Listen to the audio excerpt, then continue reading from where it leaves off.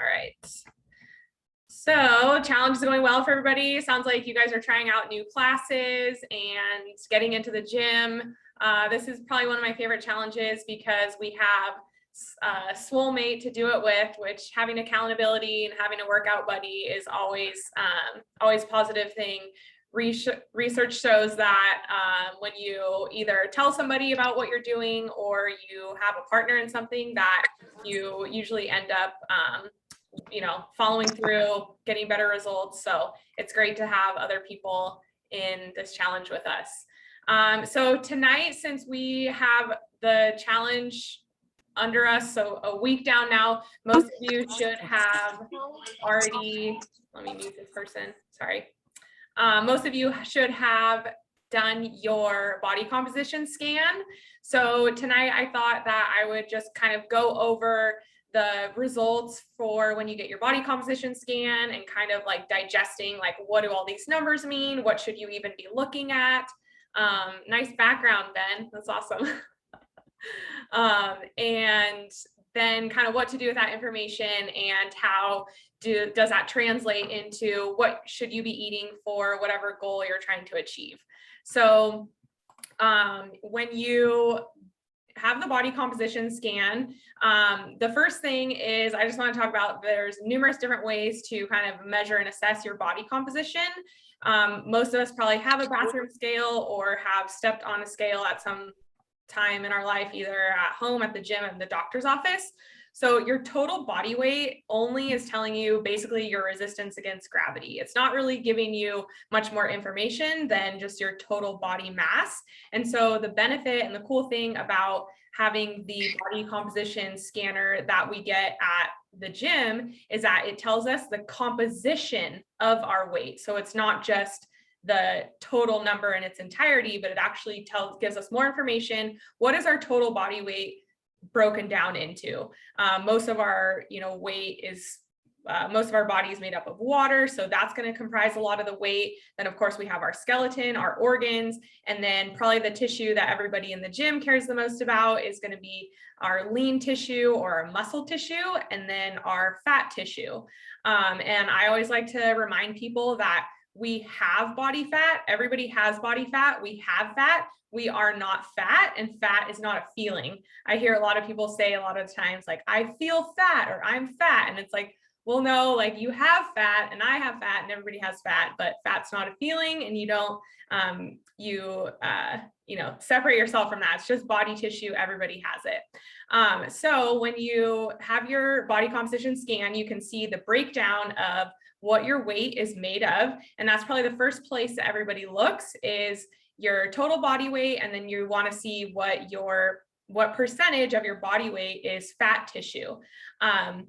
And then if you are looking, depends on if you're looking at this on your phone or on the website, it will kind of give you a graph and show you, like, compared to the average or like the healthy ranges, it'll kind of put you in a category there. So it's really important to understand that everybody has body fat to some amount of it. There's nobody that has zero body fat. Like, zero body fat is incompatible with life. You wouldn't be alive. We actually need fat on our body. It is important in small amounts. So the normal body fat percentage numbers for men and women are different. So for women, normal body fat is anywhere from around 12 to 15%, all the way up to 30% of our total body weight is fat, and that is completely normal.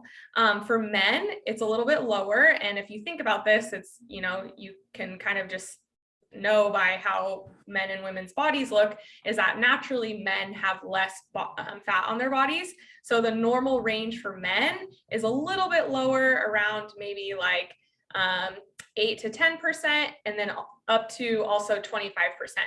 So I just wanted to go over those numbers because with the body composition results, when you see those numbers, a lot of people think like, oh, they think that they should have zero fat. So I just want to kind of clear the air there and just let everybody know that we need to have fat on our bodies. There's essential fat And then there's, fat protects our organs. It has many functions in our body. So we do need some of it. And those are the normal ranges.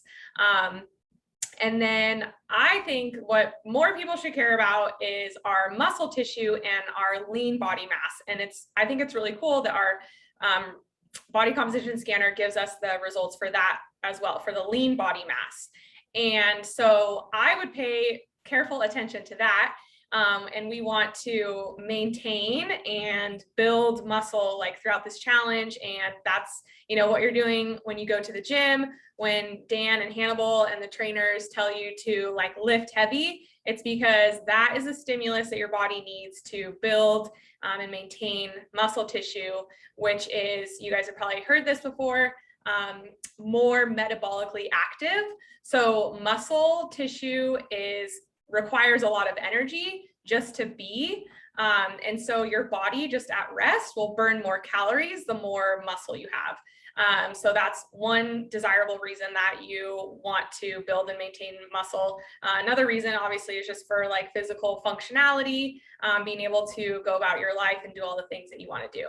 So while everybody probably zooms in at first onto the body fat level on your results, you should also take a look at your muscle tissue or your lean body mass and try to at least maintain that as you go through these challenges and your years at the gym, or increase that. There's some other metrics on there. I think it's really cool that the scanner gives us our like circumference measurements. So you'll see like bust or chest for the guys, hips, and different like circumference measurements, which are a lot of times like change a lot more than either your total body weight, or even like your body fat percentage or your lean tissue. So when you get your results at the beginning of the challenge, and then when you scan again at the end of the challenge, you can go onto the website and under comparison, you can compare the different scans, and then you can see what the change is. And oftentimes a lot of people will see the biggest differences in the measurements, which is really cool. And that translates over to your clothes fitting differently. If you're losing inches off your waist, or other areas of your body, like that's usually most noticeable. Whereas like maybe your body weight doesn't change very much, but the measurements do. So that's kind of just a quick rundown of some of the things that are on your fit scan, whatever it's called, 3D fit scanner report. And then the last thing that's on there that is really important is your basal or resting metabolic rate. So this is an estimate of the amount of calories your body needs just to be alive, just for basic physiologic function. If you were just to lay in bed all day, not move a muscle, this is how much energy your body needs. And this is I believe it's under either the fitness section or the wellness section. And it's, we'll say either BMR or RMR. And so this number is really important because if you're tracking your food intake, or if you're paying attention to calories and kind of monitoring your nutrition a little more closely, this number is super important because you never, ever, ever want to eat less than this number, because then your body will start to conserve energy, kind of go into like a starvation mode, and lower your resting metabolic rate to enable you to still be able to function and exercise and doing all these other things. So it's important to make sure that you are eating enough to fuel your workouts, to fuel all the things that you're doing during the day, work, school, family stuff. So it's cool that we get that number, and that's just a predictive equation based off of your age, your sex, your body weight, your lean body mass. And like I mentioned earlier, the more muscle you have, the higher that number is going to be, because muscle is very metabolically like expensive. So on the NXPT website, hopefully everybody's found the nutrition needs calculator. So I did double check. I know we talked about it last time. A few people didn't see it on the website. So it is on there. You have to make sure that you're logged in, because this is something that is a resource for the members that are specifically in the challenge. So Not just anybody can go on the website and look it up. You need to make sure that you are like logged into the members section. And then there's like a little toggle or a drop down menu, and you'll select nutrition. And then you scroll down and there's a ton of resources on there. They're all like downloadable PDFs. So you just can kind of like hover your mouse over the like little Adobe PDF symbol, and you should be able to click and download those worksheets. So the calorie calculator worksheet is really simple. I know it sounds scary, but it's very simple, and it's just a 1 page, and you're going to take your either the basal metabolic or resting metabolic rate. I'm not remembering what they call it. I think they say BMR, even though it's RMR. You take that number from your report and you plug it into that calorie calculator worksheet, and that will give you an estimate of like a ballpark number of how many calories you should be eating every day based on what you're hoping to achieve.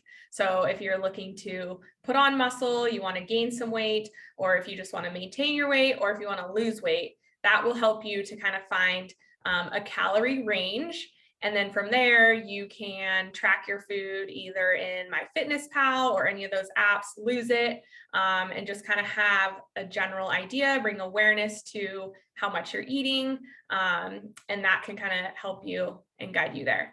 So if anybody has questions about the body composition reports and interpreting your results, I can help you. You can reach out to me if you are still having trouble finding the calorie calculator worksheet, or if you have questions about that, email me and I can help you there.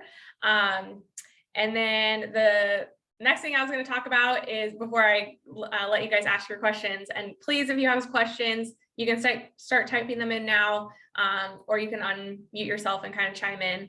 But I just want to talk about what your goals are and kind of setting up and establishing goals for now the next 5 weeks of the challenge, and some kind of just general nutrition tips to kind of get to those goals based on usually what I am hearing from most people, like what's most interesting. So most people either want to build muscle, or they want to lose fat, or they want to do both at the same time. And it is difficult, but not impossible to do both at the same time. But regardless of what your exact goal is, if you want to do one of those things or maybe both, the nutrition is similar, and it is just beneficial to be eating in a healthy way and fueling your body and just putting good quality food into your system. So once you have your kind of calorie number and you start tracking your food, a lot of people kind of at first just pay attention to overall calories, which is important, especially if you want to lose weight. But kind of the next level to that is like the composition of what you're eating. Oh, here's Dan. I don't think he has audio, but we'll call him out anyways. So it's joining. Hi, Dan. I don't think he has a microphone. That's okay. We know he's here. Okay, so the composition of your meals is super important. So there he is. Hi, Dan. All right, I'm going to mute you since you're not talking to us. All right, so the way that you kind of set up your meals, you want to, there we go. You want to kind of think of your plate or, your bowl, whatever you're eating. And I always like to say for your meals, you should have at least 3 kind of food groups. So just making it super simple, you should have some sort of protein, preferably lean protein. You should have some sort of carbohydrate, which is the main source of energy, and then some sort of color, so either fruit or vegetable. So protein, carb, color, make it super simple, and you want to have that at like all of your meals. And then in between at your snacks, you want to have at least 2 of those things. So either protein and maybe carbohydrate, or maybe just protein and color, so maybe protein, fruit, or vegetable. If you have kind of examples of those meals that meet those like composition examples that I just said, type it in the chat box and we'll see. It's good to get ideas from other people, like what you like to have either for breakfast, lunch, dinner, or snacks that kind of make up those plate combinations. So everybody take a second and just type in the chat box, like what is one meal or snack that you have that has protein, carb, color, or just protein and carb, or just protein and color. And we'll see what everybody is usually eating. I mentioned this last time, but when it comes to protein, most people need about 20 to maybe 35 grams for some of our bigger guys per meal. And so it's really simple to determine how much protein is in foods by just looking at the nutrition facts label. So the first thing when you're looking at a nutrition facts label, first thing you want to look at is the serving size, because all of the numbers on the label are for that serving size. So for example, if you're looking at the nutrition facts for an egg, and it's, the serving size is 1 egg. So all the numbers on the label are going to be for 1 egg. So it's going to say 1 egg, its protein is 7 grams. So if you're trying to eat at least 20 to 35 grams of protein in a serving or at a meal, then how many eggs would you need to have? Nobody's typing in the chat box. Nobody typed in their meals. What are you guys eating? Okay, here's a meal example. We'll let somebody else answer the egg question. How many eggs do you have to eat to get 20 to 35 grams of protein?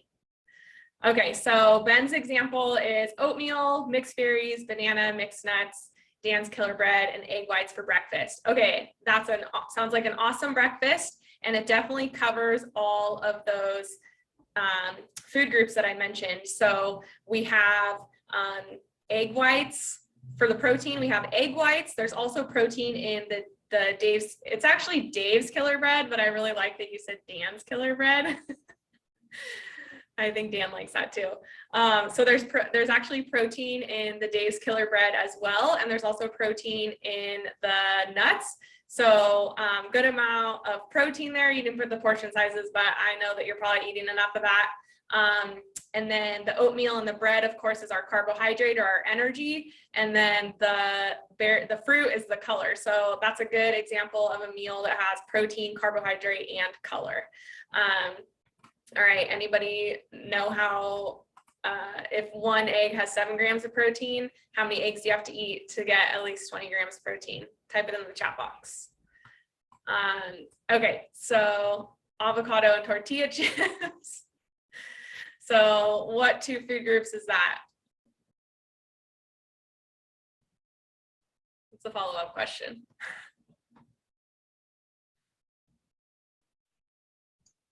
Should be a vegetable and a carb, right? Yeah, tortilla chips are high in fat, but there's, yeah. Favorite quick snacks, turkey and carrot roll-ups, hummus and veggies. Yeah, those are super good snacks. Having quick, we talked about this last time, having like hard-boiled eggs, having quick things, like lunch meat is a really good snack. Also like lean beef jerky is good to have on hand too. And then pairing that exactly like you said with like fruit to have that, getting the 2 different food groups. And hummus and veggies, that's always a good classic snack as well. Anybody else, feel free to just type in their snacks or meals in the chat box. And then if you guys have any other questions, we have about 10 more minutes. So if anybody has any questions about their body scan, any questions, nutrition questions in general, you can type them in the chat box.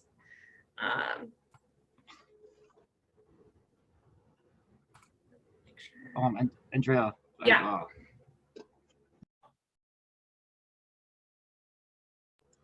What you were saying about not eating enough food to fuel your body, and you're still working out. Is that bad? Like if you're working out but you don't eat enough, What do you think would happen? like you probably would your body would go into probably just not growing because you're not feeding yourself enough. Like you start eating away at your muscle tissue. Yep, exactly. So if you are, you kind of have to think of it as like a balance beam, right? So if you're eating the same amount of calories as the calories that you're burning every day, if your energy intake is equal to your energy expenditure, then you're going to maintain your body weight. If you are eating, if your food intake is more than your energy expenditure, then you're going to gain weight if you're in the positive energy balance. Or if you're in a negative energy balance, if you're not eating enough and you're over exercising, or your food intake is not supporting your energy output, then you're going to lose weight. And your body usually doesn't discriminate the tissue that it's getting rid of, because it just needs energy. All your cells need energy, your brain needs energy to keep functioning. So your body is just going to, not only will you lose like body fat, but you'll also burn muscle tissue if you're not eating enough. Yeah, exactly. Mm-hmm. Because the last challenge that I went through, I didn't lose or gain at all. It was just the same the whole way through. Yeah. What am I doing wrong if that's what I've been getting my results? What is your goal? I'd like to, want to gain muscle and lose fat. Okay. So your total body weight might not change if your body fat is decreasing and your muscle mass is increasing. So that's why it's so cool that we have the breakdown of like the body composition, because you can see, is your body fat percentage going down and maybe your muscle mass is going up. If those two are equal to each other, then your body weight will remain the same. If you want to, lose a lot of body fat, put on a lot of muscle, then your weight could change. It also takes time. And this is something that I'm glad that you brought up, because I wanted to mention what is kind of a realistic like time frame for the amount of either fat you can lose or like muscle you can gain. So for fat loss, weight loss of like 1 to 2 pounds per week is probably the fastest I've ever seen it, that it stays off once you've lost the weight. And for gaining muscle, if you're doing everything perfectly right, maybe half a pound of muscle per week. And that's like, if you're doing everything right, that would be at the upper end. So it takes a lot of time and it takes a lot of stimulus and a lot of nutrition to build muscle and to like create tissue. And so those are, it's not like the most exciting news in the world, because like 6 weeks, right? That's like that doesn't seem like you can change a lot in 6 weeks, but it's a good like kickstart to figure out like what's working. Are you moving in the right direction? What habits can you develop and find that work well for you that you can continue on after these 6 weeks? Like, we're not expecting 6 weeks in the grand scheme of things is like almost overnight, right? And like nothing happens that fast, but 6 weeks is long enough to find and develop habits that really work for you, that you're gonna just continue on living that lifestyle. So when people like lose weight, if they lose weight really rapidly, it usually doesn't last and it usually doesn't stay off, because the habits, what they've changed to lose weight that much and that fast isn't sustainable. And so the slower you lose weight, or kind of the slower you like build and put muscle on, the more likely you are to have found things that really work for you, that you're able to maintain and stick with. And then, we're all kind of in it for the long haul, right? So like 6 weeks is awesome. I love that they do these challenges, but like this is just the beginning to like fine tune, really get things dialed in. and then you just kind of have to continue, and it's a good way to like assess progress and make sure that you're moving in the right direction, right? That we are able to like track all of our results, from our body composition to our performance metrics in the gym, like our run times and the weights that we're lifting and the reps that we're able to complete, and see like how much you could do in 6 weeks. But this is like just, you know, kind of the beginning. If you have big goals, like if you need to lose a lot of weight, or you know, want to put on a lot of muscle, like it's just going to take time. Okay, a couple of questions here. How quickly should we intake protein and carbs after a workout? Is there an optimal time to feed our muscles after class? Okay, I love this question. So the answer is whatever works for you and your schedule. You know, if you're a competitive athlete with 2-a-day workouts or back-to-back workouts, the faster you can get nutrition in your body and recover, the faster you're going to get ready for that next session. All of us that are just kind of recreationally into fitness, it's, you know, whatever's going to work best with your schedule. However, your body is most receptive within like the first 60 to 90 minutes after a workout, because your blood is really circulating. You are kind of telling your body, like, from going to like you want to be able to deliver the nutrition to your muscles to be able to tell your body that, like, okay, it's time to recover and replenish and like move on with the day. So what I like to say is that you should kind of sandwich your workouts with nutrition. So you want to have your, you know, the most amount of food and nutrition kind of around the time that you're most active during the day. So whether that's your workout or if you have a physical job, you want to make sure that you're fueling up and then refueling. And then the further you are out from the most active part of your day, then the less energy and less food you need at those times.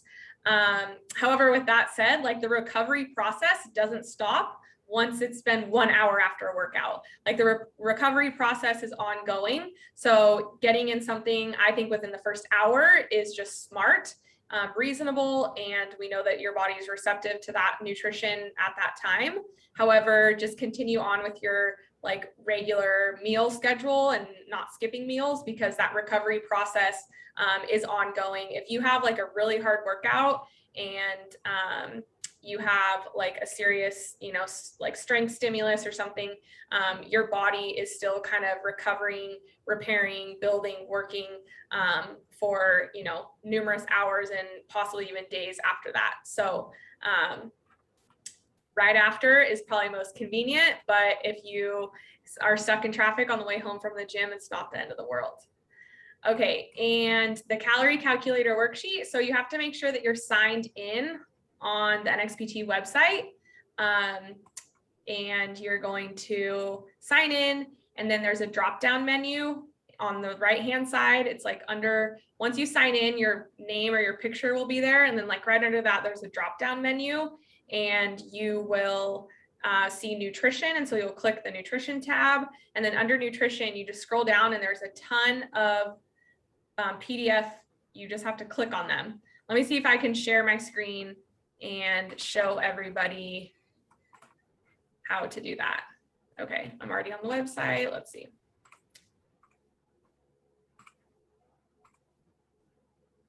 Okay, so here is the website. So nxptfit.com, and you're gonna come over here and you're gonna log in.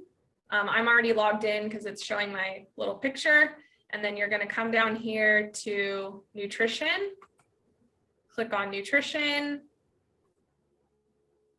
My internet connection's slow. There it is. And then we have the link for these Zoom calls. This is my email address. If anybody has questions, you can email me.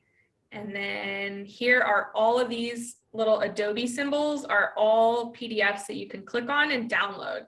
So these are from previous challenges, these eating plans and shopping guide. Those have been put up there by previous nutritionists. And then here's a calorie need calculator. So you just click that and it will bring it up for you. And so you want to have your BMR from your body scan, body composition report, and then you'll just go through and here it is. So you'll take your BMR and RMR, those terms are used interchangeably, they mean the same thing. And you're just going to go through this 5 easy steps, and that's it. Okay. What other questions do you guys have for me? We just have a few more minutes before we will end our call for the evening. You guys had a lot of questions last night. Everybody's shy tonight. Andre, I have a question. Yeah. Like, it's kind of, you know, I always wanted to see my cardio get better. Like, I know it's gotten better since the beginning. Yeah. And what you were saying about building muscle and losing fat, it just takes time. Yeah. Is that something that's also with cardio too, to get better with it? Yeah. So what classes do you attend at NXPT? Do you attend the boot camp classes? I attend the 4:30 a.m. in La Mesa. Okay. So yeah, the boot camp classes are definitely going to help with your cardiovascular fitness or like your aerobic fitness. And then what you're doing, so going to the gym, going to the 45-minute classes is super good, but it also depends on like, what are you doing the other, 24 hours of the day or 23 hours of the day? Are you like walking a lot? Is your job more sedentary? And so if you like, the more you move, the faster your cardiovascular system is going to improve and adapt. And that will kind of, even walking around throughout the day will translate into your aerobic capacity at the gym. So, it's super important to come to the gym, be consistent at the gym, but also think about like, what are you doing the remaining 23 hours of the day?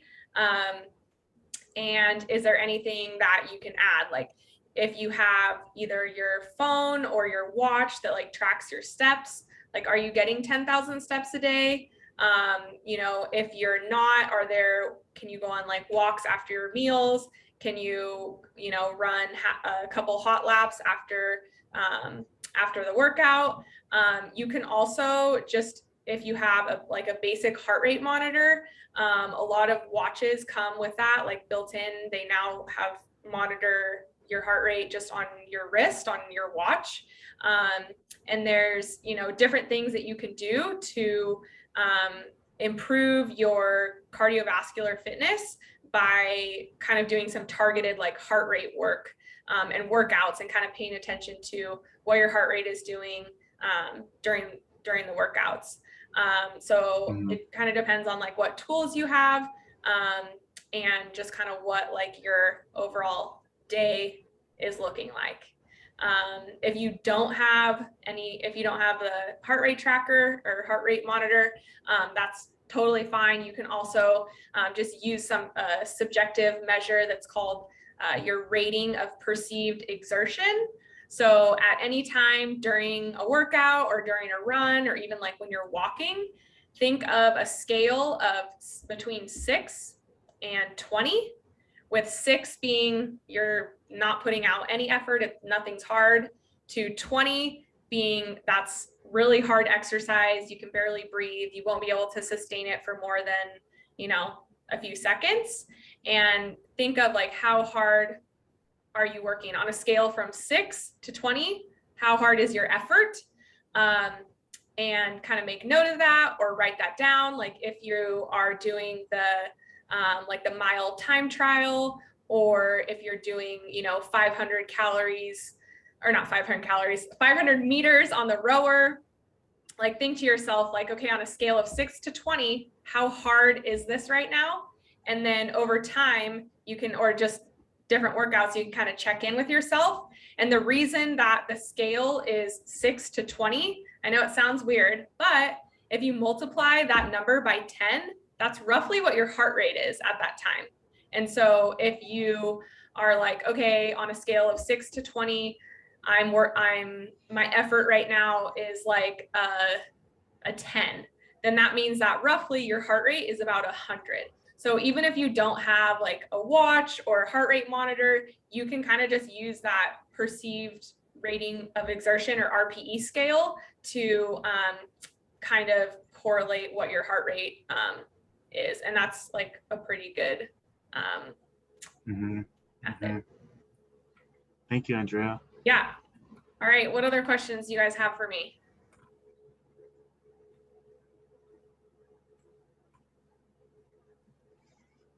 Who's going to hike up El Cajon Mountain on Saturday? On Saturday? What time on Saturday? I don't know. We gotta get the info from Dan. Wow. Probably, what time do they usually start stuff on the weekends? Probably, I don't know. Early in the morning, probably 7. 6 a.m. Yeah. Yeah. Has anybody hiked any of the Mission Trails peaks for points? I haven't done it yet. I saw a couple of people shared on Instagram that they had hiked in Mission Trails. What other stuff have you guys been doing for points? What's the mother-daughter pair been doing who said that their mom was their soulmate? We just are trying new classes. We started just exploring the new classes. So we have X45 scheduled, yoga, I don't remember, spin. So yeah. Just trying new classes. Yeah. Well, make sure that you're recording those points, because I know, 1 point at a time kind of seems like not a lot, but after 6 weeks, it really adds up. Okay, last question. We have 90 seconds and then Zoom's going to cut us off. How many hours before we go to bed should we stop eating? And is that an important factor? So that's a really good question. And this is kind of individualized because some people are really sensitive to eating a meal and then going to sleep. They might not sleep as well, depending on like the composition of the meal. So kind of a complex question. It depends on like your schedule and what the food is that you have eaten. But in general, I would say it's just based off of like your comfort level and your like natural. So when you think of your circadian rhythm, you think of that usually with like your sleep wake cycle, but that also ties into like your hunger and when you should like be eating your meals. So for example, like I'm a morning person and I work out in the morning and I eat my breakfast then early. And so then like later on, I tend to eat dinner like at an earlier time.